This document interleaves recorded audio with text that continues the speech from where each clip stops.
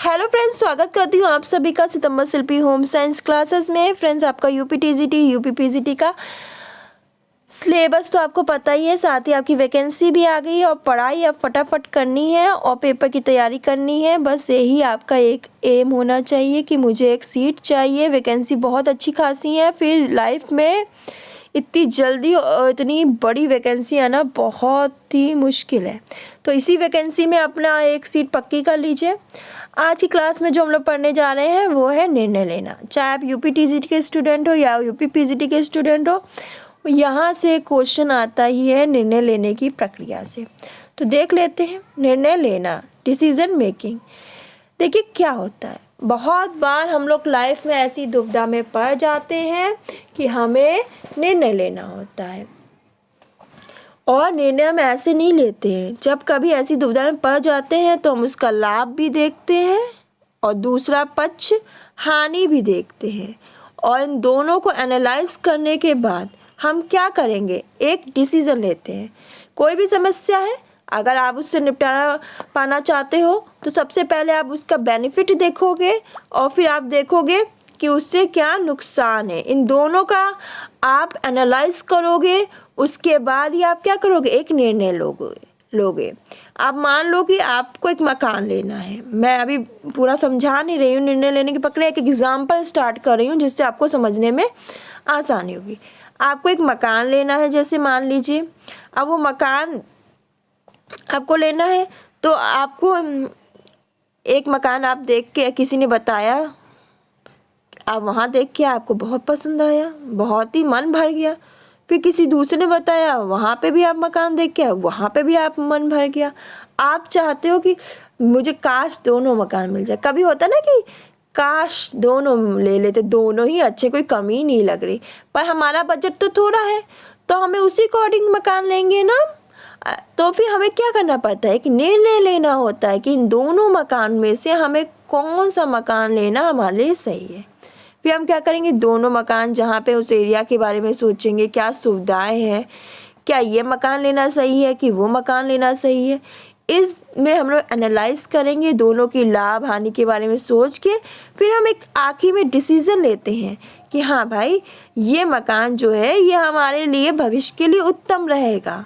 यहाँ की इलाका भी अच्छा है, लाइट वगैरह भी आती है, बाज़ार भी आसपास है, डॉक्टर की सुविधा है, भाई स्कूल की सुविधा है, वाहन भी मिल जाते हैं। यहाँ पे रहना हमारे लिए सुविधाजनक रहेगा। तब हम एक डिसीज़न लेंगे, क्योंकि दोनों विकल्प में से मुझे एक ही विकल्प चुनना है, तो हम एक विकल्प चुन लेंगे और ये हमारा क्या हो गया, निर्णय लेना। इसी को कहते हैं निर्णय लेना। निर्णय ले प्रक्रिया एक गृह प्रबंधन का आवश्यक अंग है।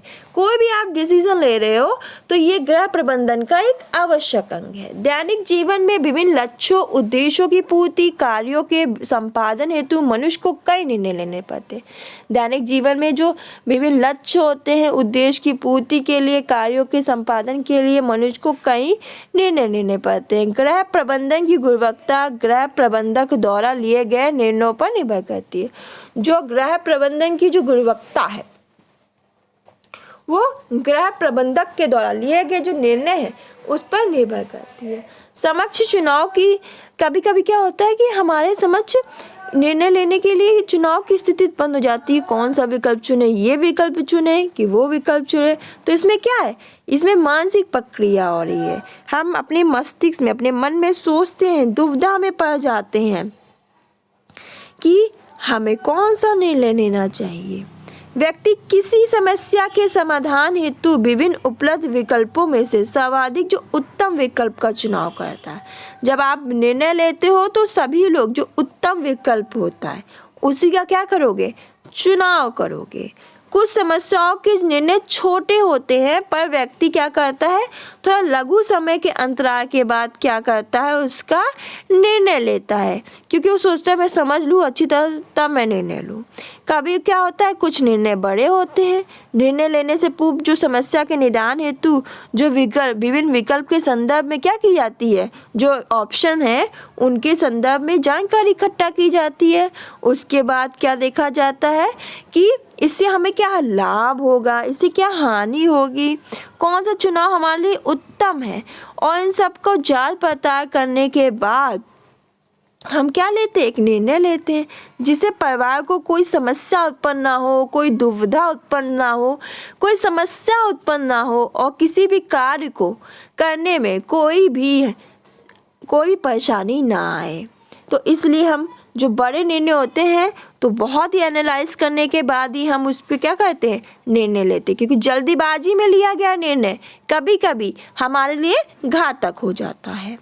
यहाँ से क्वेश्चन आते ही हैं। निर्णय आज बिल्कुल अच्छी तरह को समझ में आ जाएगा, कुछ ज़्यादा वो नहीं है। ग्रास और कैडल के अनुसार निर्णय लेना अथवा विकल्प चुनाव के विभिन्न विकल्पों में से किसी एक विकल्प को चुनना या किसी भी विकल्प को ना चुनने की प्रक्रिया है। तो ग्रास और कैडल के अनुसार निर्णय लेना अथवा विकल्प चुनाव कार्य के विभिन्न विकल्पों में से किसी एक विकल्प को चुनना या किसी भी विकल्प को ना चुनने की प्रक्रिया, यानी आप एक विकल्प को चुनो या किसी भी विकल्प को ना चुनो।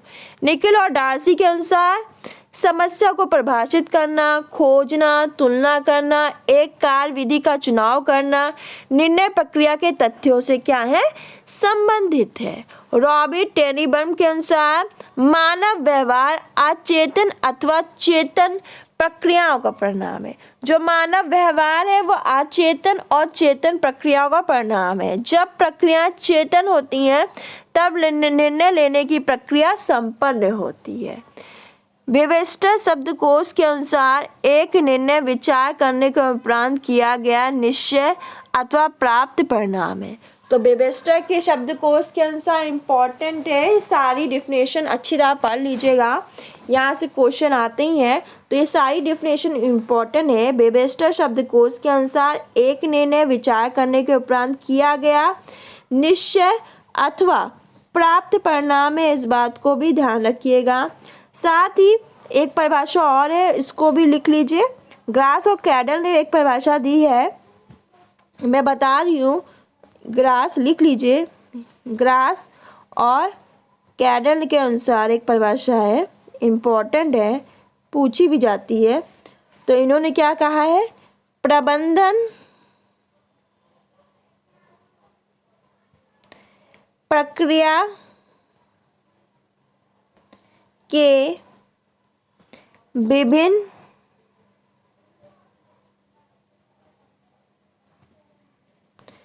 चरण यथार्थ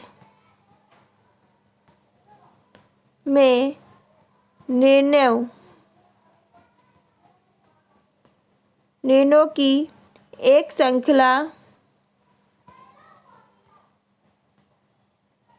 मात्र है।